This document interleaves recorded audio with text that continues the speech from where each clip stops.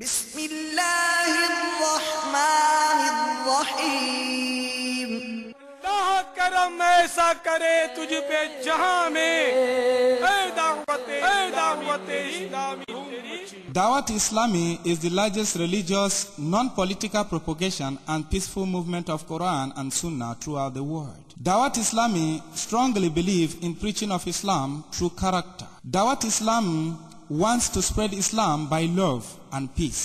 The Jamaat is against sectarianism, political, linguistic, or social difference between Muslim community, not only in Pakistan, but throughout the world, wherever the effect of the preaching has reached. Dawat Islami is never found to be involved in any kind of anti-state or terrorism activity. A letter of appreciation has been issued by the government of Pakistan, Minister of Religious Affairs. Until now, neither any bounds nor any observation has been recorded throughout the world by any governmental, Muslim or non-Muslims. Therefore, Minister of Defense is satisfied from their propagation of Islam as well as other religious activities in the country. وزارت دفاع پاکستان کی طرف سے جاری کردہ مکتوب کا اردو خلاصہ۔ دعوت اسلامی تبلیغ قرآن و سنت کی عالمگیر پرامن دنیا کی سب سے بڑی تحریک ہے۔ دعوت اسلامی کردار کے ذریعے نیکی کی دعوت عام کرنے پر یقین رکھتی ہے۔ دعوت اسلامی دین اسلام کا پیغام امن و محبت کے ساتھ عام کرنا چاہتی ہے۔ ملک و بیرون ملک جہاں بھی دعوت اسلامی کا مدنی پیغام پہنچا ہے، وہاں پر یہ تحریک سیاسی، لسانی اور معاشرتی درجہ بندیوں کے خلاف ہے۔ ہماری معلومات کے مطابق دعوت اسلامی آج تک کسی دہشت گردی یا ملک کے خلاف کسی قسم کی سرگرمیوں میں ملوث نہیں پائی گئی ہے۔ وفاقی وزارت برائے مذہبی امور پاکستان کی جانب سے دعوت اسلامی کے لیے ایک حوصلہ افزا مکتوب جاری کیا جا چکا ہے۔ دنیا بھر میں دعوت اسلامی کو کسی بھی مسلم یا غیر مسلم حکومت کی طرف سے نہ کسی پابندی کا سامنا ہے اور نہ ہی یہ مدنی تحریک کسی حکومت کے زیر تفتیش ہے۔ دعوت اسلامی کی ان خصوصیات کی بنا پر وزارت دفاع پاکستان اس مدنی تحریک کے نیکی کی دعوت دینے اور دیگر معمولات پر اپنے مکمل اطمینان کا اظہار کرتی ہے۔ میٹھے میٹھے اسلامی بھائیوں، بعض اوقات انسان شیطان کے وسوسوں میں آ کر اللہ عز و جل کے نیک بندوں اور اولیاء کرام رحمہم اللہ سے دور ہو جاتا ہے، اور ان کا مردوں کو زندہ کرنا اور ان کا غیب پر باخبر ہونا اور ان سے مدد مانگنا غلط تصور کرتا ہے۔ میرے شیخ طریقت امیر اہل سنت بانی دعوت اسلامی حضرت علامہ مولانا محمد الیاس عطار قادری رضوی دامت برکاتہم العالیہ نے اپنے سنتوں بھرے بیان میں ان وسوسوں کی کاٹ کرتے ہوئے غیر اللہ کا مردوں کو زندہ کرنا، غیر اللہ کا غیب پر باخبر ہونا اور غیر اللہ سے مدد مانگنا دلائل سے ثابت کیا۔ اس سنتوں بھرے بیان کی VCD دعوت اسلامی کا اشاعتی ادارہ مکتبۃ المدینہ مختلف مواقع کے مناظر اور آواز کی مکسنگ کے ساتھ پیش کرنے کی سعادت حاصل کر رہا ہے۔ آپ بھی اس VCD کو اول تا آخر ملاحظہ فرمائیے، اس کی برکت سے انشاءاللہ عز و جل بے شمار وسوسوں کی کاٹ ہو جائے گی۔ الحمدللہ رب العالمین والصلاة والسلام علی سید المرسلین، اما بعد فاعوذ باللہ من الشیطان الرجیم، بسم اللہ الرحمن الرحیم، الصلاة والسلام علیک یا رسول اللہ وعلی آلک واصحابک یا حبیب اللہ، الصلاة والسلام علیک یا نبی اللہ وعلی آلک واصحابک یا نور اللہ۔ اللہ کے محبوب دانا غیوب منزہ عن العیوب صلی اللہ تعالی علیہ وآلہ وسلم کا فرمان مغفرت نشان ہے، جس نے مجھ پر روز جمعہ 200 مرتبہ درود پاک پڑھا، اس کے 200 سال کے گناہ معاف ہوں گے۔ صلو علی الحبیب صلی اللہ تعالی علی محمد۔ خانقاہ میں ایک باپردہ خاتون اپنے منع کی لاش چادر میں لپٹائے سینے سے چمٹائے زاروں قطار رو رہی تھی۔ اتنے میں ایک مدنی منا دوڑتا ہوا آتا ہے اور ہمدردانہ لہجے میں اس خاتون سے رونے کا سبب پوچھتا ہے۔ وہ روتے ہوئے کہتی ہے، بیٹا، میرا شوہر اپنے لختے جگر کے دیدار کی حسرت لیے دنیا سے رخصت ہو گیا ہے۔ یہ بچہ اس وقت پیٹ میں تھا اور اب یہی اپنے باپ کی نشانی اور میری زندگانی کا سرمایہ تھا۔ یہ بیمار ہو گیا، میں اسے اسی خانقاہ میں دم کروانے لا رہی تھی کہ راستے میں اس نے دم توڑ دیا ہے۔ میں پھر بھی بڑی امید لے کر یہاں حاضر ہو گئی کہ اس خانقاہ والے بزرگ کی ولایت کی ہر طرف دھوم ہے اور ان کی نگاہ کرم سے اب بھی بہت کچھ ہو سکتا ہے، مگر وہ مجھے صبر کی تلقین کر کے اندر تشریف لے جا چکے ہیں۔ یہ کہہ کر وہ خاتون پھر رونے لگی۔ مدنی منع کا دل پگھل گیا اور اس کی رحمت بھری زبان پر یہ الفاظ کھیلنے لگے، محترمہ، آپ کا منا مرا ہوا نہیں بلکہ زندہ ہے، دیکھو تو صحیح، حرکت کر رہا ہے۔ دکھیاری ماں نے بےتابی کے ساتھ اپنے منع کی لاش پر سے کپڑا اٹھا کر دیکھا تو وہ سچ مچ زندہ تھا اور ہاتھ پیر ہلا کر کھیل رہا تھا۔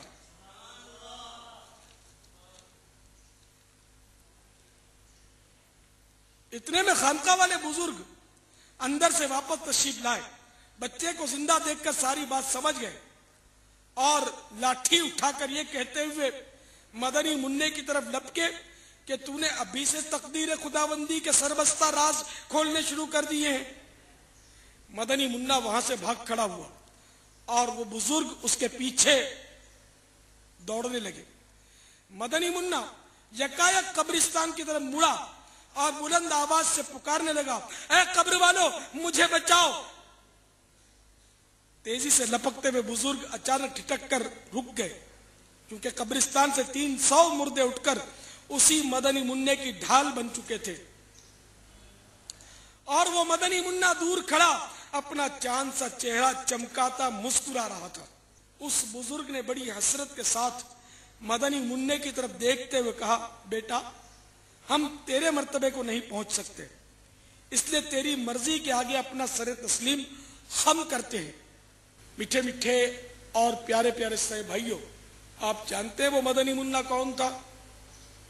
تو سنیے،